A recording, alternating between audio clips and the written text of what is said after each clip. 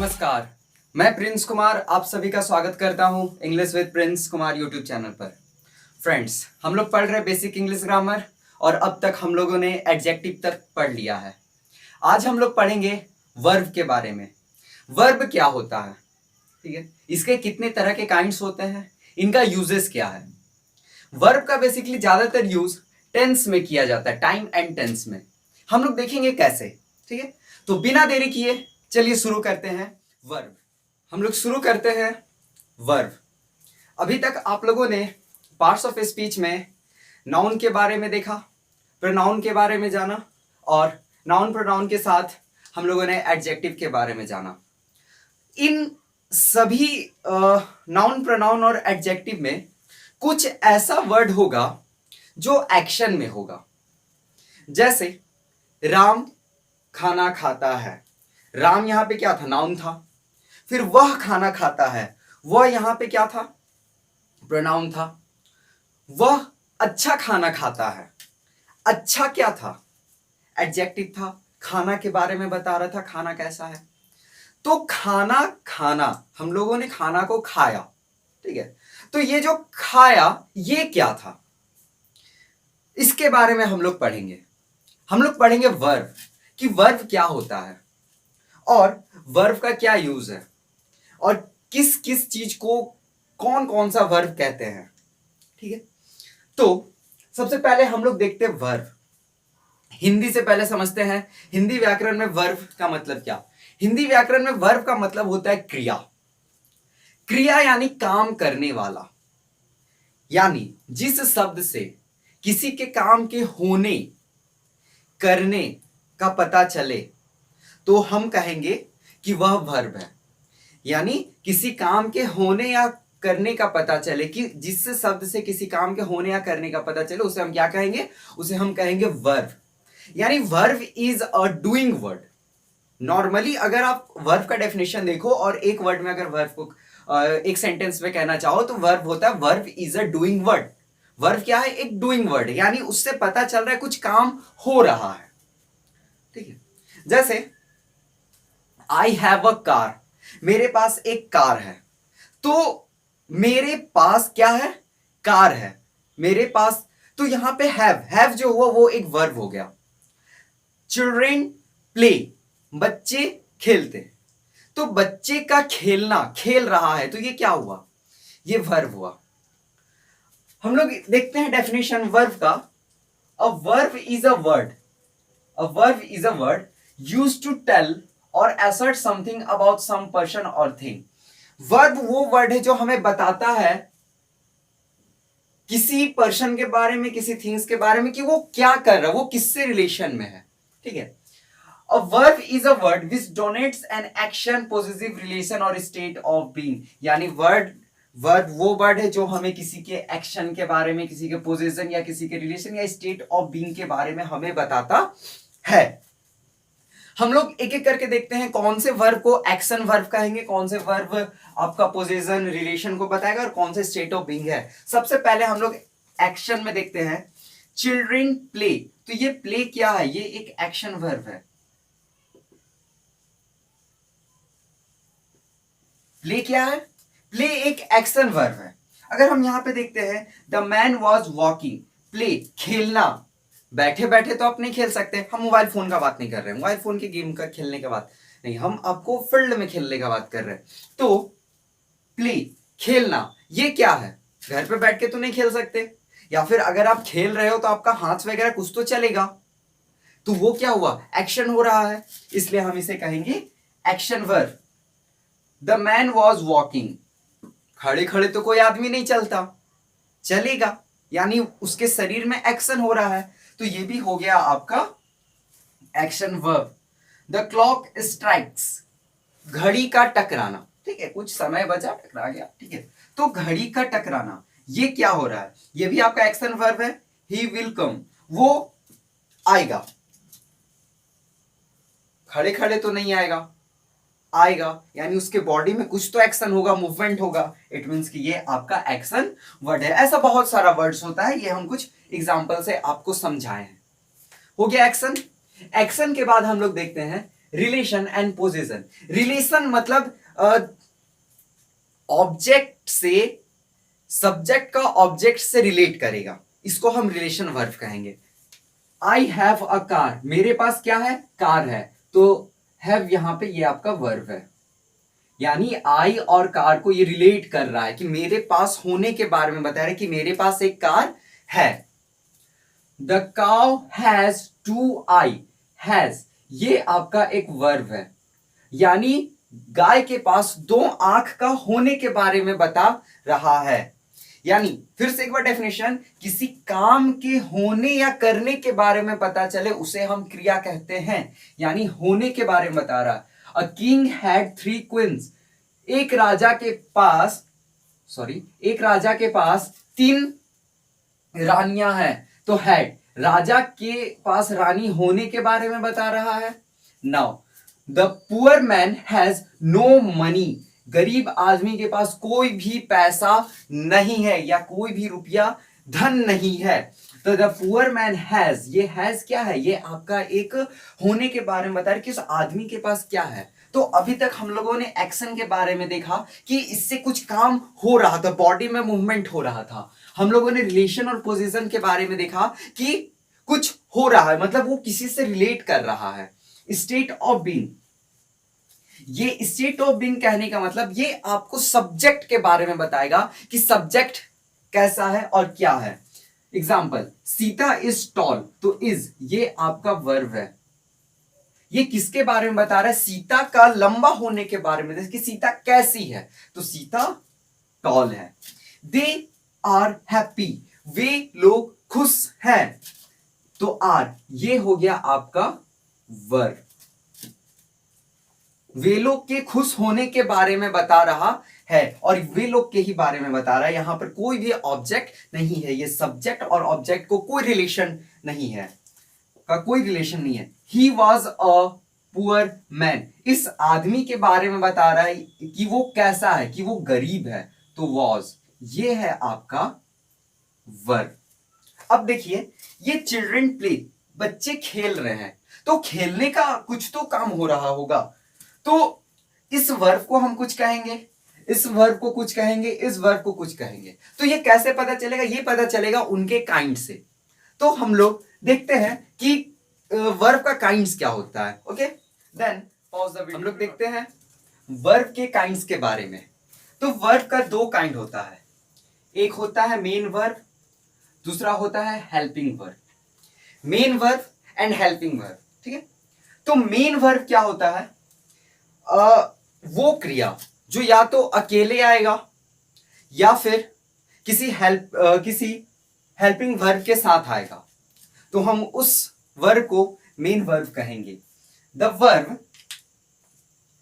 Verbs used alone और together with helping verb, या तो वो अकेले आएगा, मतलब वो खुद आकर उस सेंटेंस को कंप्लीट कर देगा, पता चलेगा उसमें कि वो काम हो क्या रहा है, एक्चुअल में वो काम क्या हो रहा है उसके बारे में बता देगा, या फिर वो किसी हेल्पिंग वर्ब के बाद आएगा, उसे हम कहेंगे मेन वर्ब।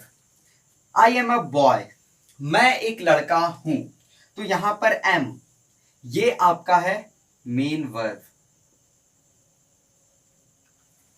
आई लव हर, मैं उससे प्रेम करता हूं, लव ये आपका है मेन वर्ब।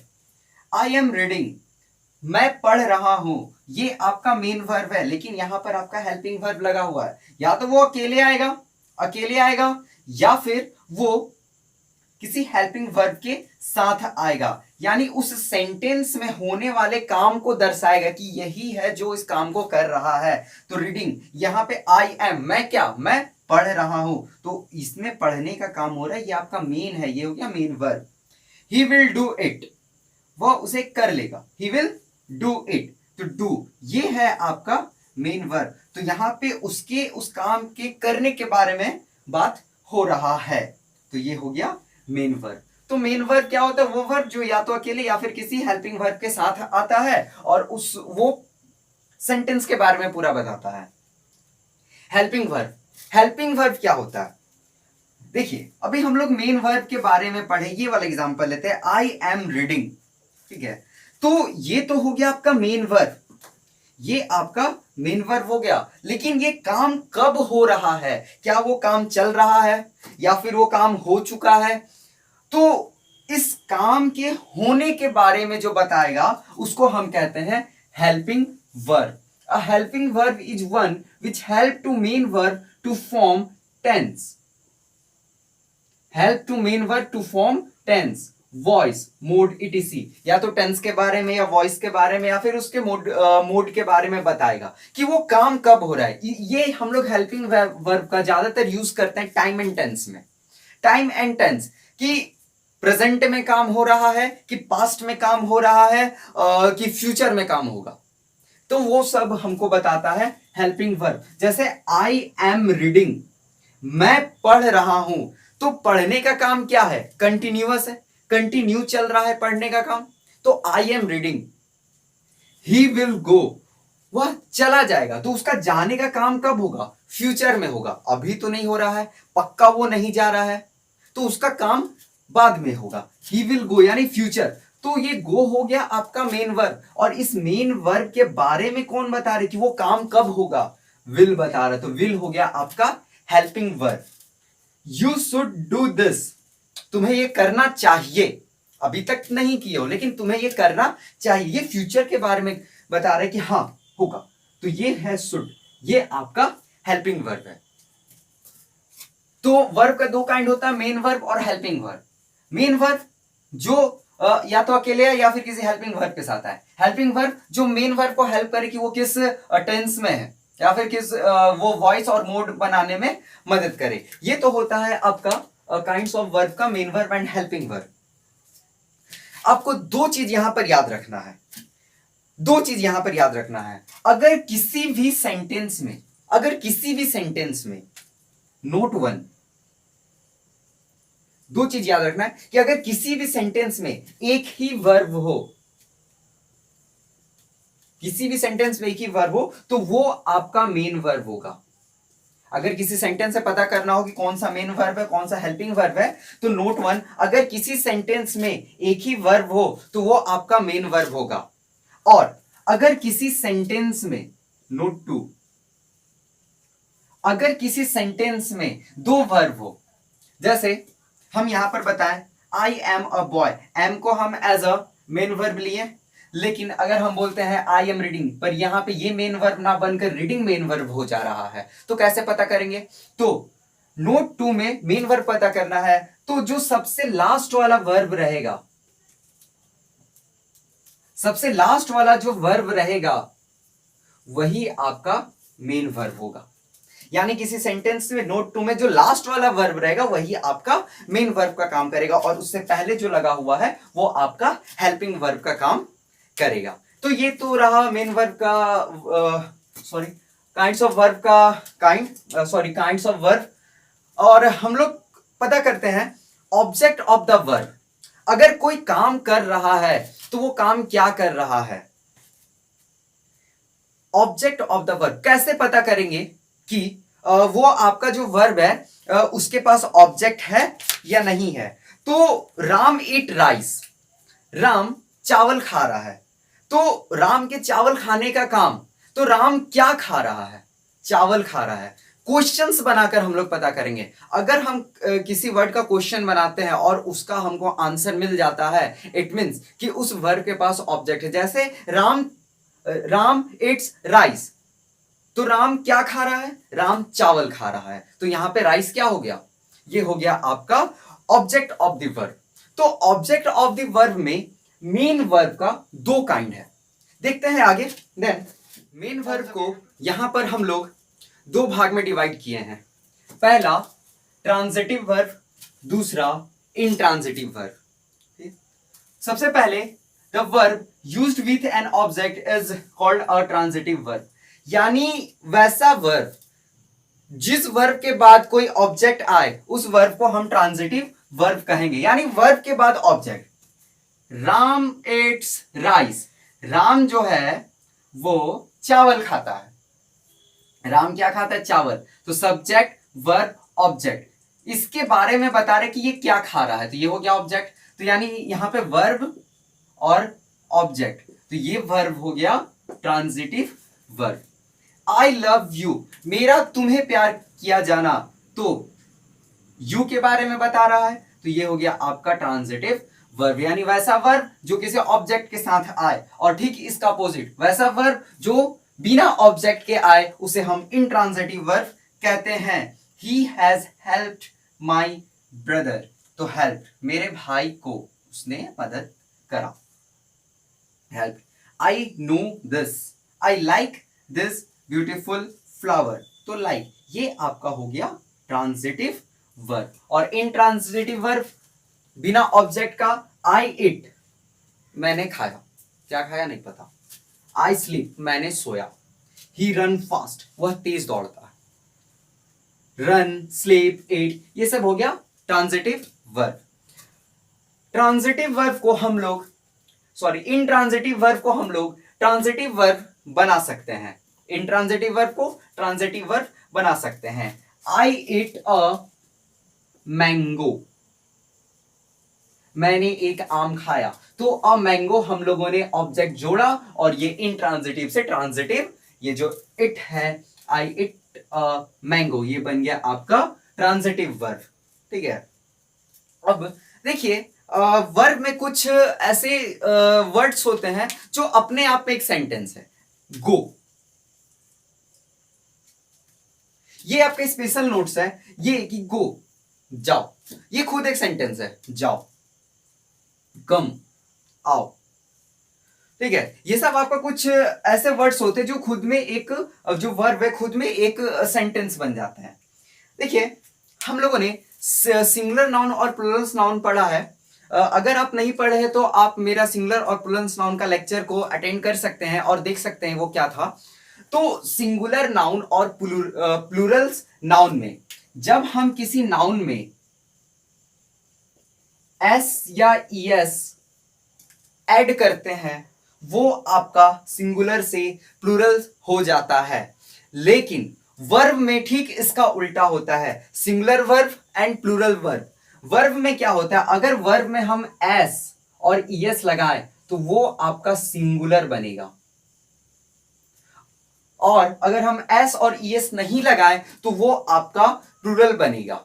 जब आप लोग टेंस पढ़े होंगे तो टेंस में आप लोगों ने वर्ब का फॉर्म को देखा होगा, base form, V2 form, V3 form, V4 यानी बेस प्लस ING फॉर्म, और S और ES फॉर्म।